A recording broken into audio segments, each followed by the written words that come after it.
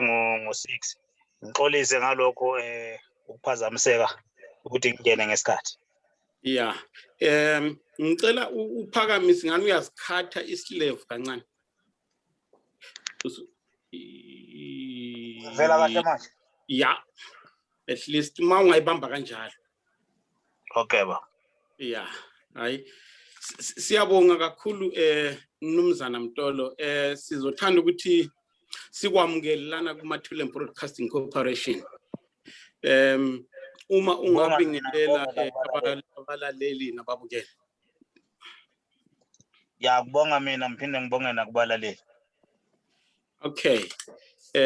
Kuhleke siyajabula ukuthi usivakatshele lana.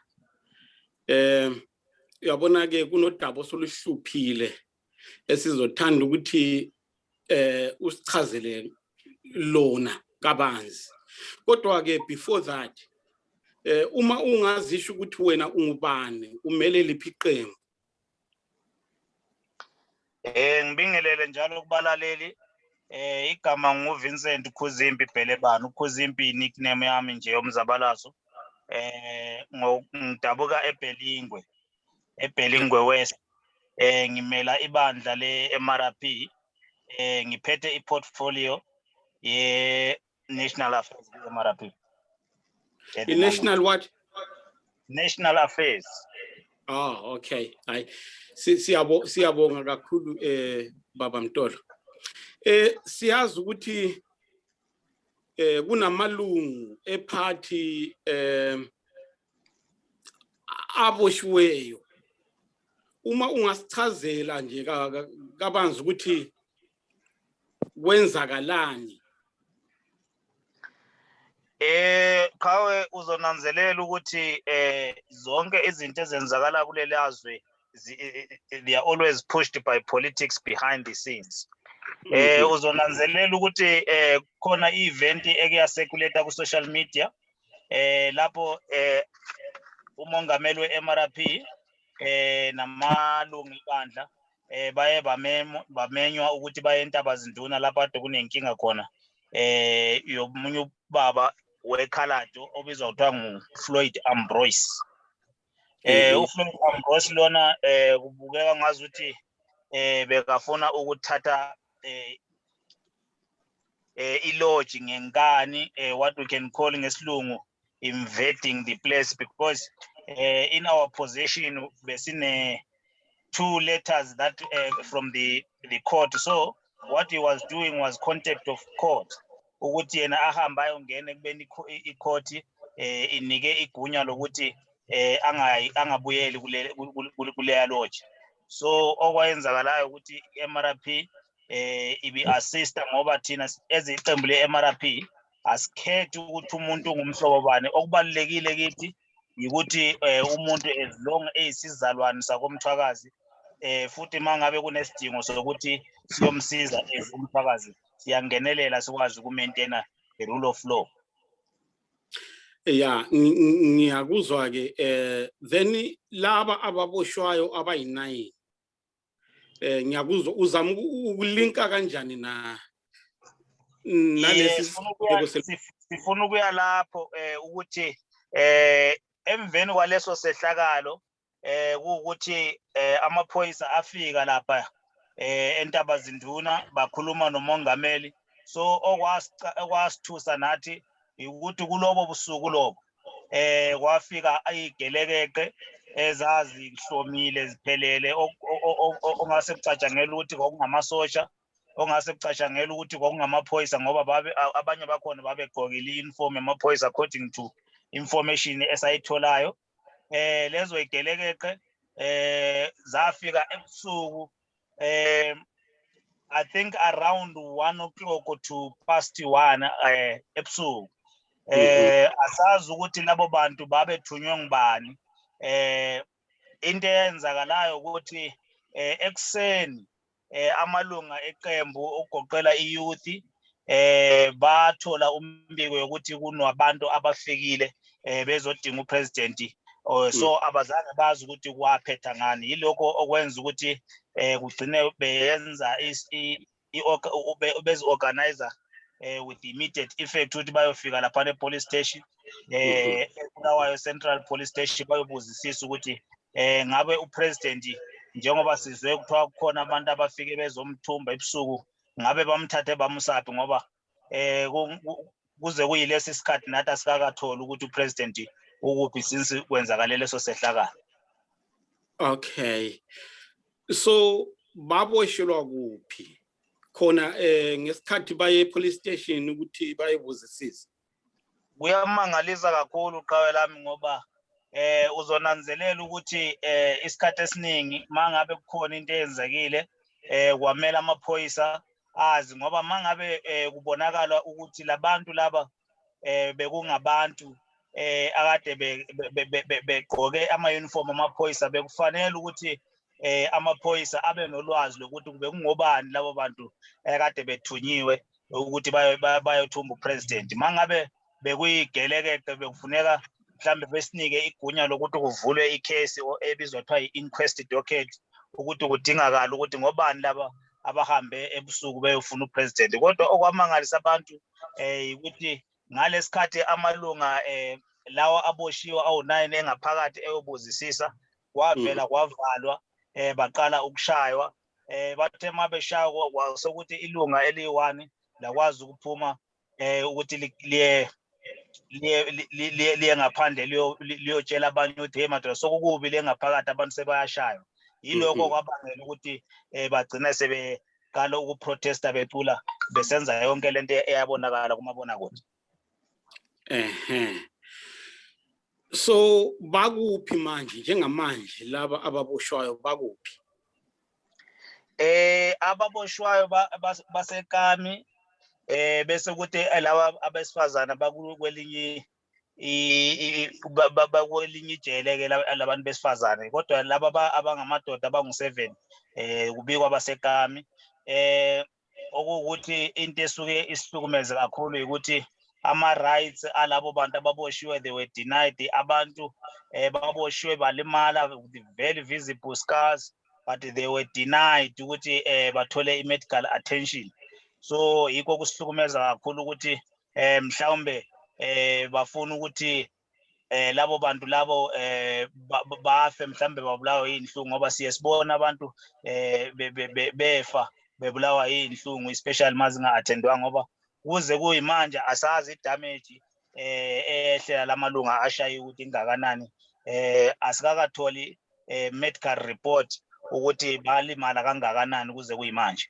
So kunesikhathi esingango-20 days or more bevalelwe phakathi akekho umuntu one-access yokuthi abone ukuthi balimala kangakanani. Abana ama-lawyers or even ihlobo azivunyela ukuthi zibavakashele? Kubukeka kanjalo ngoba sesizamile siliqembu sesithumile abantu on several occasions ukuthi bayafika lapha abavumela ukuthi abantu abangamalunga eqembu ukuthi bancedise okanye bakwazi ukubanika ezinye izinto ezingabasiza njenge-medication. It's only ama-lawyer avumelekile ukuthi bafike kulabo bantu. So information esirelaya kuyo kumanje information ephuma direct from kuma-lawyers ngoba thina ezi amalunga eqembu asinayo access to the arrested people. Kodwa ke uma lisizwa ngibuze ngikubeke ngithi ngamahemuhemu kuthiwa balimele okungakanani? Umbiko owafika kithi nezithombe esazibona kakhulukazi nguWelcome Moyo nguye owayelimale kakhulu ngoba wayenama visible scars ebusweni engicabanga ukuthi uyena owalimala okundlulele ngendlela ayebukeka ngayo kumabonakude. Laba abantu ababoshiwe yi-youth ye-MRP noma kuhlangene nje amalungu wonke? Ngingasho ukuthi kuhlangene ngoba kune-Women's League lapha kunama-members e-Women's League kunobaba laphana oku-Council of Elders unkomo bese kuba no-Welcome Moyo oku-security. So ngingasho ukuthi ngamalunga nje eqembu wonke ehlangene. Okay. Yeah, indaba phela ezwakala ilukhuni leyo ngoba nanko ke njengamalungu o njengeqembu lezombusazwe alivunyelwa ukuthi lihambe liye babona ukuthi likhulumisane nabo. Belicabangani? Belicabanga ukuthi kumele kwenziweni going forward? Yebo cha uzonanzelela ukuthi ilizwe mangabe lingasavumeli i-rule of law ngoba uzonanzelela ukuthi mangabe amaphoyisa esesetshenziswa iqembu elithile ngoba thina si-MRP si-consider ukuthi i-ZANU-PF should be separated from the state. Noma nje sazi kahle ukuthi i-state abantu abaku-state abaningi ba-appointwa yiyo i-ZANU-PF kodwa ngokomthetho nangokwe-constitution they should separate the powers of a political party and the powers of the state ngoba i-state should be compromised of different actors within the society okugoqela abantu abanjengawo ama-magistrates they should be neutral in this case. So kuyasimangalisa ukuthi all of a sudden iZimbabwe i-ZANU-PF sikwazi ukucapture yonke institution ye-judiciary to an extent yokuthi sebengakwazi ukusebenzisa amaphoyisa direct wonke umuntu ebona ukuthi la amaphoyisa namhlanje are-biased, they are just an extension arm to push the agenda of ZANU-PF. So thina ngendlela esesibuka ngayo sesibona ngathi iZimbabwe is now a lawless state of which it has to take citizens to enforce the law in that particular country. Njengoba nje usho ukuthi iZimbabwe has become lawless and ukubeka kahle ukuthi ama-citizens yibo abazo sukuma ukuze be-enforce imithetho. Kodwa ke lina-ke njenge-MRP kunohlelo na elingabe linalo oluzozama ukuthi luncedise laba abantu ababoshiwe?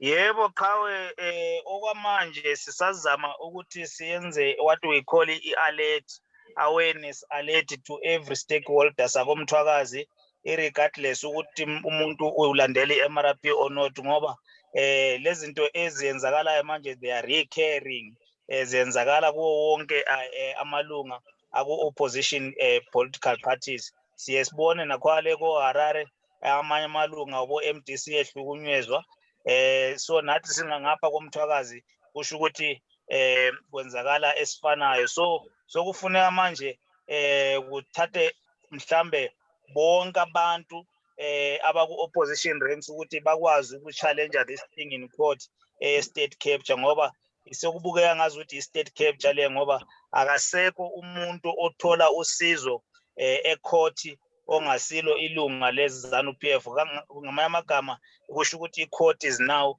captured sokuyinto yezanu amaphoyisa sokuyinto yezanu including amasosha sokuyinto yezanu kusho ukuthi thina abantu we are now isolated from the rest of the country. Okay. Ngike ngezwa abanye abantu bethi bekuplanwa i-demonstration. Is it true or not? Liqiniso lelo i-demonstration is on the advanced stage. We are at the moment ngikhuluma nje amalunga on different platforms baya encourage baya recruiter, they are making that awareness ukuthi mhla ka-8 April 2021 wonke umuntu wakomthwakazi irregardless ukuthi uwela kuliphi iqembu kwamele aphelele ePitoli sozibonakalisa kumazwe omhlaba ukuthi sihlukumezeke kangakanani ngoba lento lena eyenzeka ku-MRP manje isengenzeka noma kubani ngoba siyesibone phambilini baningi abantu bakithi who have been forced ukuthi babe ngama-political refugees because of what is happening now to MRP.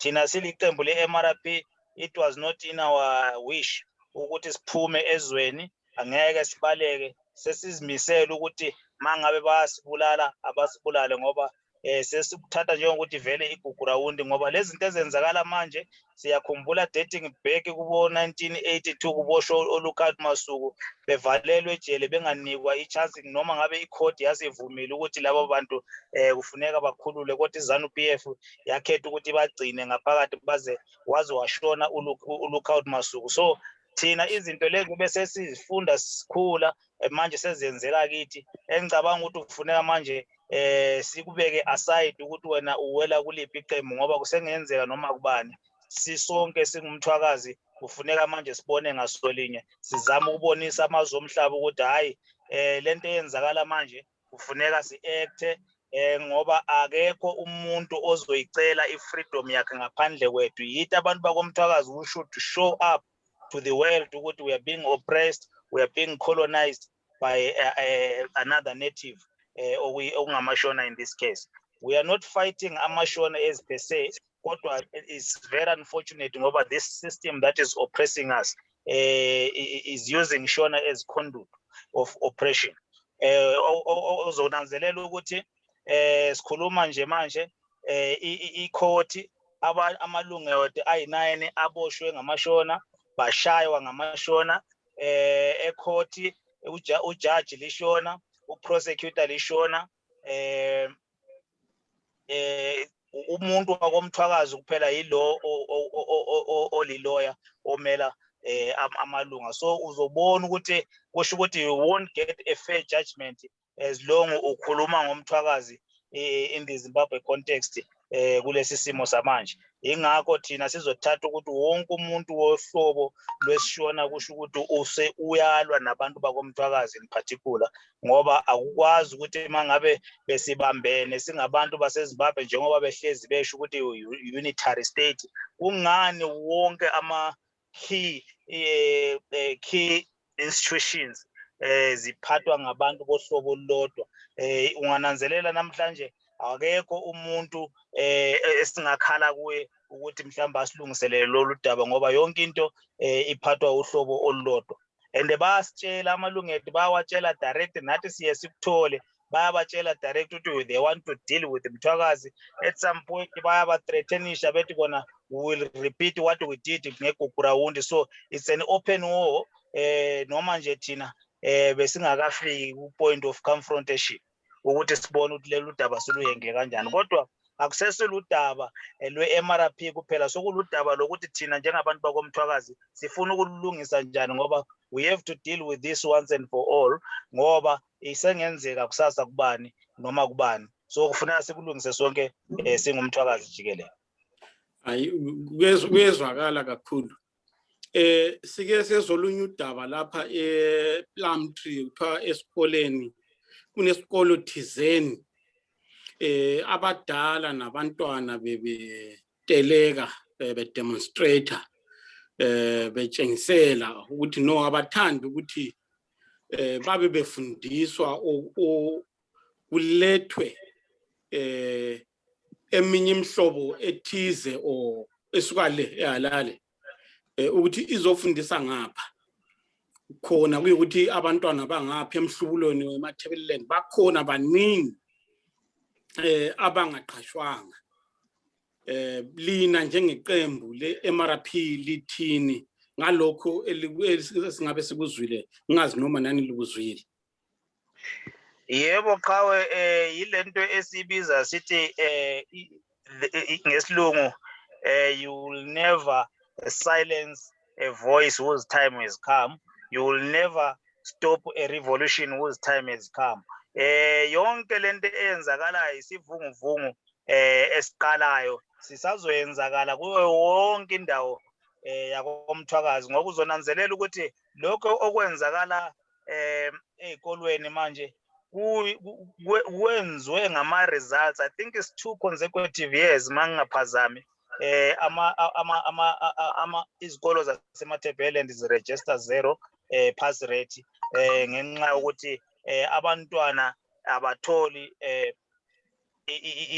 good introduction engayibeka kanjalo ukuthi babaqale baqalwe ngama-teacher mhlambe akhuluma ulimi lwabo at early stages zasesikolweni ukuthi bakwazi uku-adapta kahle ngokuhamba kwesikhathi. So uzonanzelela ukuthi i-tribal card is always used in all institutions ongazicabanga eZimbabwe, kangangokuthi ema-teachers sesibonile ukuthi iy'kolo zicishe zonke ziphethwe ngabantu basesishoneni.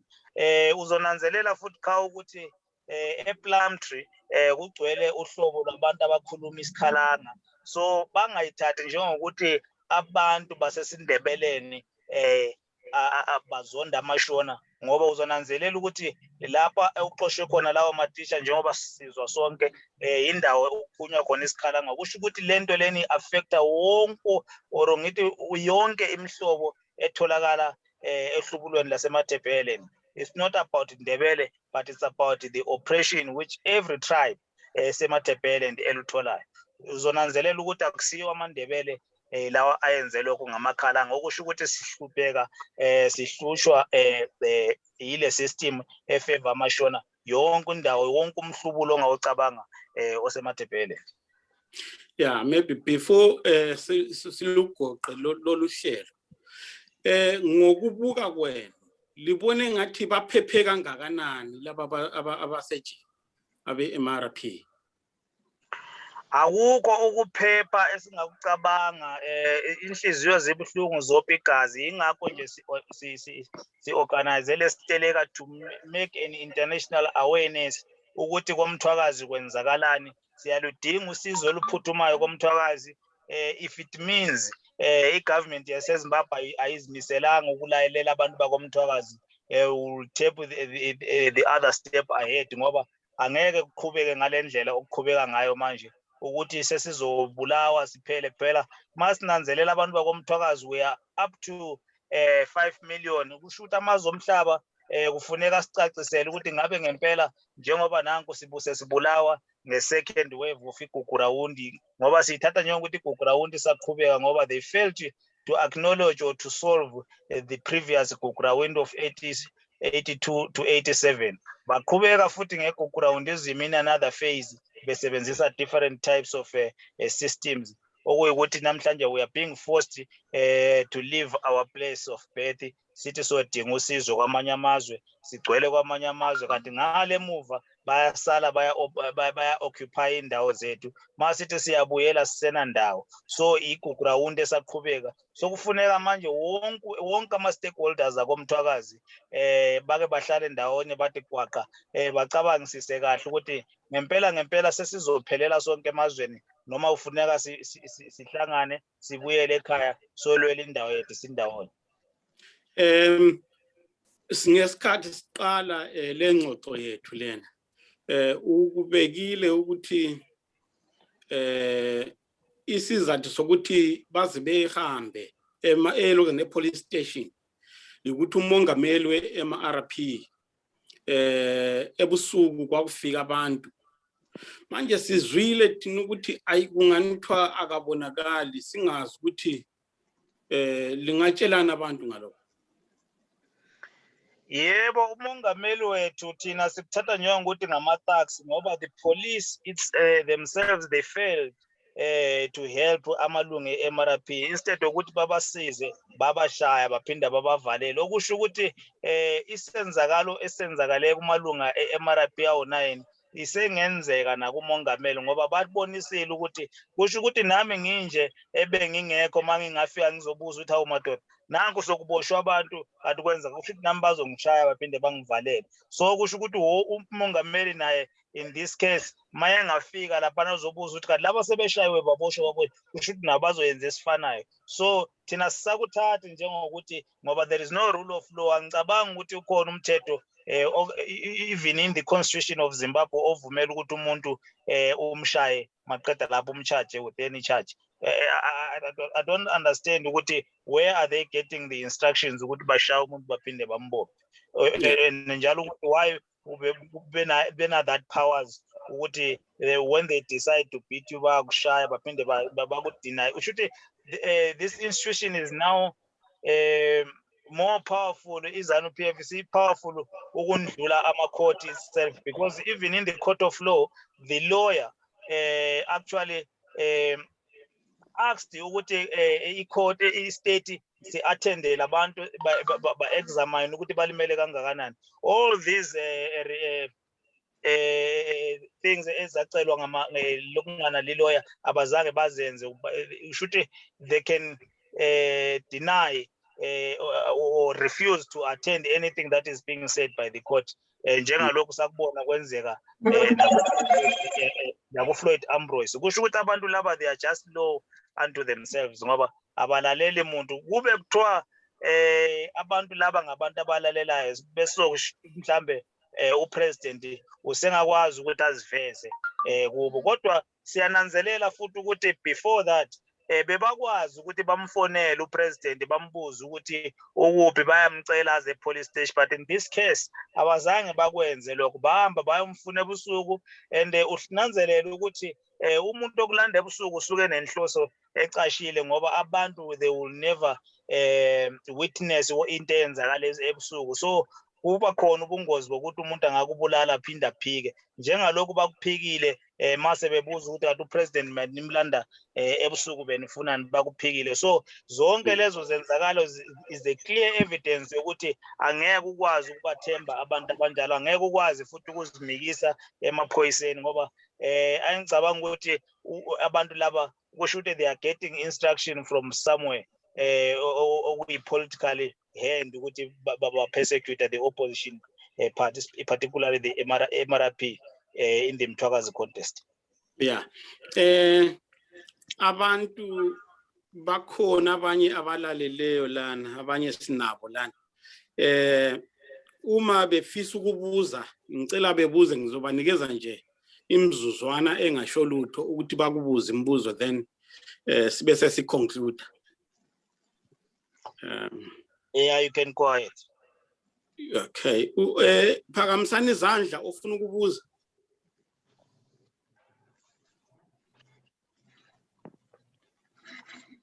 Ayamboni isandla. Oh yeah, sorry, ngisadinga izandla lapha kodwa ngikho. Ayingena ba. Yeah. Siyabonga baba Mtolo, ngikusichazela ke ukuthi kwenzakaleni. Ngicela ukubuza baba ukuthi kuyiwa entabeni yezinduna ukuyozabalazela umlungu. Uthe wena belimenyiwe lapho. Umlungu yena uncede ngandlela ziphi ke njoba nangu babotshiwe abantu bezabalazela yena. So yena uphathisa uyaphathisa yini ekubakhululeni abantu? Yebo. Yebo Khawe, uzonanzelela ukuthi ezweni leliyana vele kufana nokuthi singabantu abasezweni lobuqili, angeke ukwazi ukucomparison isimo sabantu abacoloniziwe nabantu abafree. Kube kuthiwa besi-free kube siyakwazi namhlanje ukuthi sithi lo muntu oyenza into ukuthi uzoboshwa. Uzokhumbula ukuthi uAmbrose ba-discharge a firearm directing abantu okuyinto engeke yenzwe ngelinye iqembu, kodwa namhlanje yibo labo Ambrose abangama-state witness abahamba bekhomba abantu abangenacala.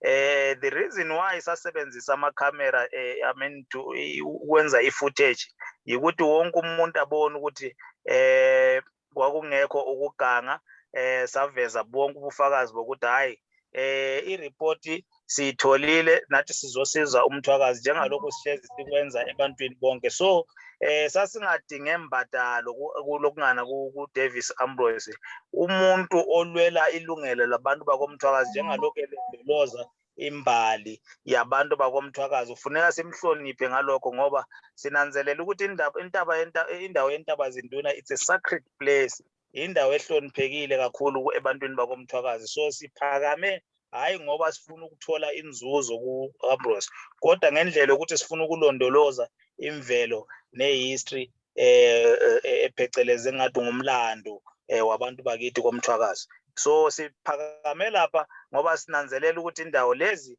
indawo esiyihlonipha kakhulu koMthwakazi, okuqoqela indawo enjengaboMatopo, indawo esiyihlonipha kakhulu kulela amaqhawe akithi, indawo ezihlonipheke ngendlela eyisimangaliso njengoba namanje kusaqhubeka ukuthi kukhona futhi abantu lohlobo lwaseshoneni abahluphayo abantu basematopo abalali lapha. Sike sabonakala futhi emalangeni before kuzoyenzakala isenzakalo lesi esiqeda ukudlula esika Ambrose sisematopo sigijimisana nabantu ade besenza illegal mining lapha bethi bathole ama mining prospects ukuthi bamayine lapha. Okuyindawo thina esihloniphayo singabanikazi bendawo asikwazi ukugibela lapha kuleya ntaba sithi siyenza mining ngoba ngabantu abangenanhlonipho noma mhlawumbe bathola i-directive yokuthi zonke lezi ndawo thina esihloniphayo ziyize. Asazi ukuthi ngubani olwa namasiko wethu kodwa siyazi ukuthi vele those powers they are getting it direct from iZanu or people that are connected with ZANU. So yilokho baba Mtolo siyabonga uthi sizwa abanye bebuze uRomeo ngabuza umbuzo ngicela ube mfishane baba Mtolo mawuphendula. Okay, mina nguRomeo njengoba usitsho. Mina umbuzo engilawo ukuthi khona njengoba iMRP ilamaloya kulabantu abasebenzayo begijima besiyale. Amaloya ayabiza yini imali nxa bebiza kule budget yini thina abanye sifuna ukunceda singafuna ukwazi ukuthi khona imali nxa kufunakala izimali kule budget yini imali ifunakala imali engaka lathi sibone ukuthi khona nxa sifuna ukuncedisa ngemali singancedisa kanjani. Ngiyabonga Qhawe engicabanga ukuthi emagroupini wethu la amagroup ethu azokuxhumana sivamise ukubeka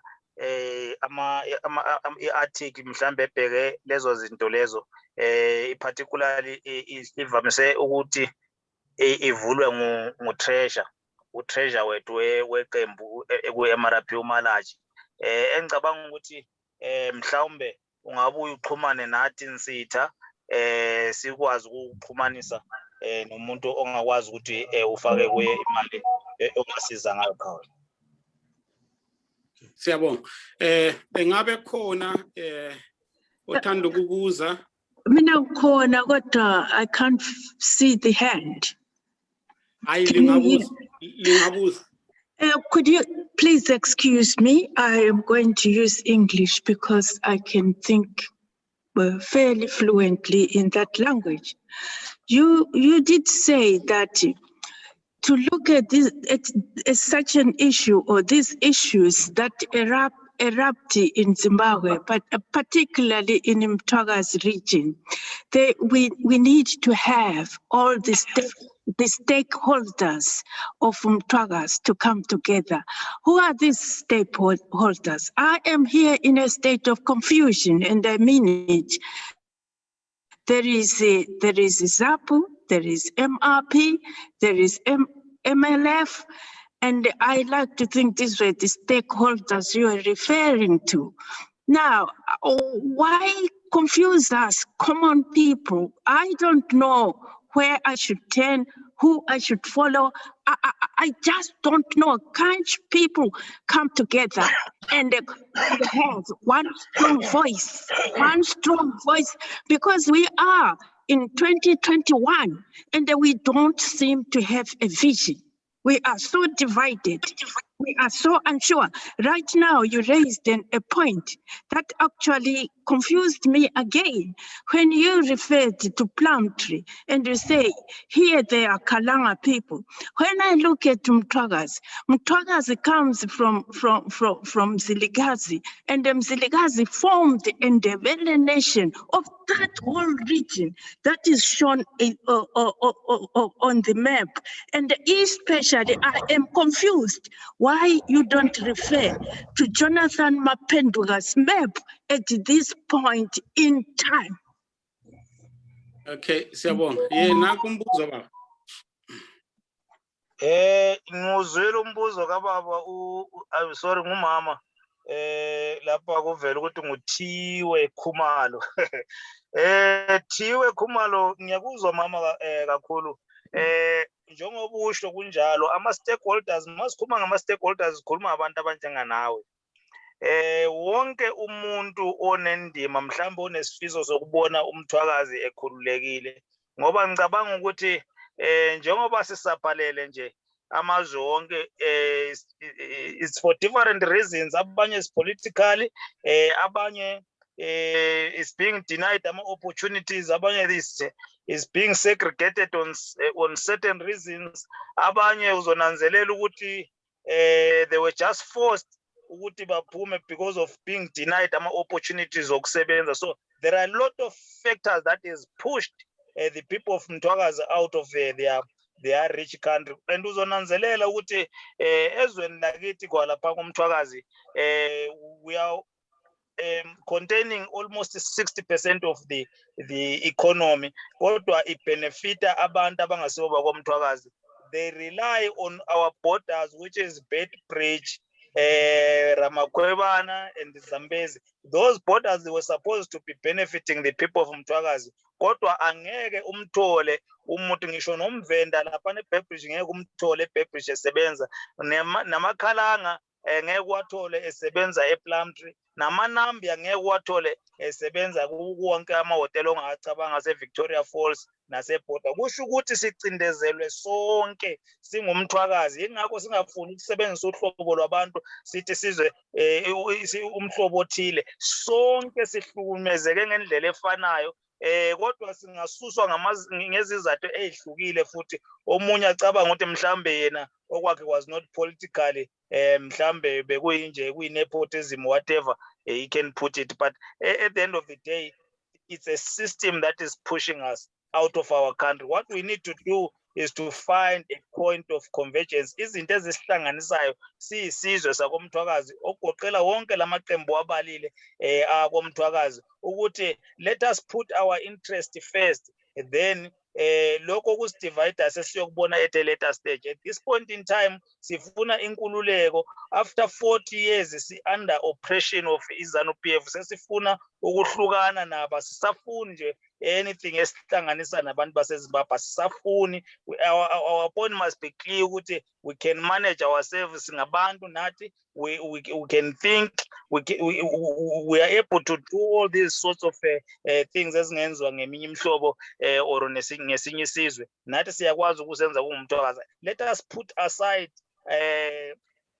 i-confusion ukuthi hayi laphana thina sifuna i-tribalism, this and that. Abanye abantu baye bakhale ngezinto ezi-useless enjengokuma-intermarriages. Azange sithi sizoxosha abantu, umuntu oshadile ushadile, kodwa lokho akusho ukuthi ngoba nanku wahamba washada umuntu wasesishoneni sokumele sihlushwe ngamashona ngoba wena ufuna uku-maintain i-marriage yakho. Azange sithi sizochitha imishado yabantu. Sithe thina sesifuna uMtwakazi, sifuna i-self determination, sifuna ukuzisiza thina singabantu bakoMtwakazi. Yilokho esikucela ebantwini bakithi, let us put aside izinto ezisixabanisayo, sizame ukuthola i-point of convergence ukuthi kahle hle sifunani sisizwe sakoMtwakazi, ngoba i-colonization yethu has taken too long. 40 years is just too much ukuthi ngabe sikule simo esikuso manje. Yeah, siyabonga kakhulu baMtolo. Hayi uyayibeka baba. Ngingazi noma ukhona omunye ongabe fisa ukubuza. Sengiyivala vele, maybe sengisale ngama minutes ayi3 ukuthi ngiyivale. Can I Mama Khumalo. Yeah, can I come back again? I get your point that there has to be a leap forward to forget our differences. But I think this has already been summed up by Jonathan Mapenduga's text, which I read and analyzed. And that map is that which you must show us how we can get that map. Unless we can get that map to us, there is no point. And I personally grew up in ZAPU, and that agenda was betrayed. And therefore, I want that map, which is shown by Jonathan Mapenduga, this text, this struggle within Mtwakazi. Let us get that map, and to get that map, all these factions must come together. Okay, siyabonga mama. Baba Mtolo, umama ukhala kakhulu ngokuthi kunama organizations amaningi bonke bathi bafuna uMtwakazi, kodwa ke abantu ababambananga. uthini ngalokho baba? Ngicabanga ukuthi ama-point of interest azohlezi ehlukile ebantwini kodwa okusihlanganisayo sonke ukuthi umthwakazi sonke siyawufuna. Njengoba umama ephakamise ukuthi he was once in ZAPU, it's very unfortunate ukuthi abantu beZAPU, they always want to stick to their constitution ZAPU, unless or otherwise they are going to change the constitution. Kodwa we didn't want to discuss other people's parties. Kodwa siyaba recognize ngoba vele sinje sizalwa ngobaba akade bekuZAPU, siyayihlonipha iZAPU kodwa okubuhlungu ukuthi manje the political dynamics has just changed all of a sudden. So kuyabonakala ukuthi lo munye umhlobo lo ade bezama obaba bethu or omkhulu bethu ade bezama ukuthi bangasebenzisana nawo is now clear to everyone ukuthi hayi lo mhlobo lo kunzima ukusebenzisana nawo. Asazi-ke it's up to bona abantu beZAPU ukuthi baya decide or otherwise ukushintsha i-constitution, then they must think regional. They must think mthwakazi ukuthi Mthwakazi should come first. I think that's all they can do. Ngoba kwamanje hayi bona basastika ku-constitution yabo ebavumela ukuthi bona bayi-national party bafuna iZimbabwe yonke ihlangene. Baba Mtolo, you are not answering the question of disunity amongst the political parties in particular, in Matabeleland or in Mthwakazi. Abantu ababambananga kungabe kuyikuthi i-MRP ayinandaba nokubambana kwabantu noma yona ayifuni ngoba ingumakhonya na?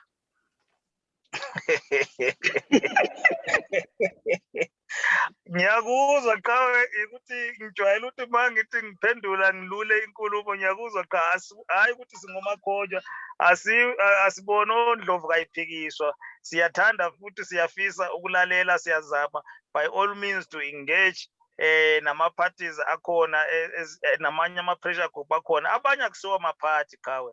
Angibeke ngikucacise, we have engaged nama-parties afana nama-movements afana nabo-MLF. They've cleared to us ukuthi hayi thina siyona party, we are just a front, we are a pressure group, abanye ngama-movements. So i-MRP is the only party, a registered party in this case, participate kuma-elections akwamthwakazi, advocate for a restoration of Mthwakazi statehood. Is the only party that is got that clear vision in the context of Zimbabwe. We want to restore Mthwakazi, we want to be separated with Zimbabwe ngoba vele sahlanganiswa ngokungemthetho. In this point in time, it's not easy for us ukuthi sithi thina iZAPU singakhuluma naye kanjani, kodwa our hands are open.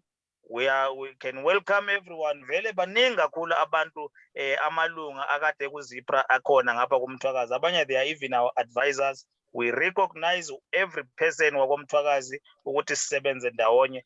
Sihluke nje ekuthini iZAPU as an institution, we cannot interfere with their constitution ngoba bane constitution yabo nabo abayilandelelayo. Kodwa thina kulabo abafisa ukubona umthwakazi ekhululekile esikundima efanayo ukuthi sifuna ukurestore umthwakazi, our hands are open, everyone can come and we join hands to free ourselves. Hayi sibongile kakhulu baba Mtolo, ngicela usho ongabe ufisa ukusho ebantwini out there, whatever you want to say, engakubuzanga khona engikubuze khona ongabe ufuna ukusho ebantwini, just under 1 minute.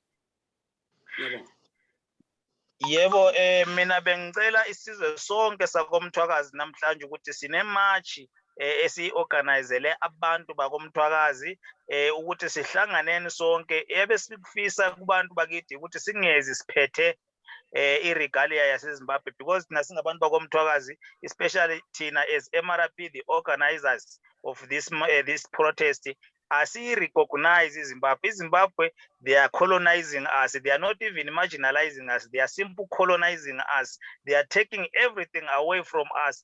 So we must stick to the word. We are being colonized. That's the message that we want to send to the world.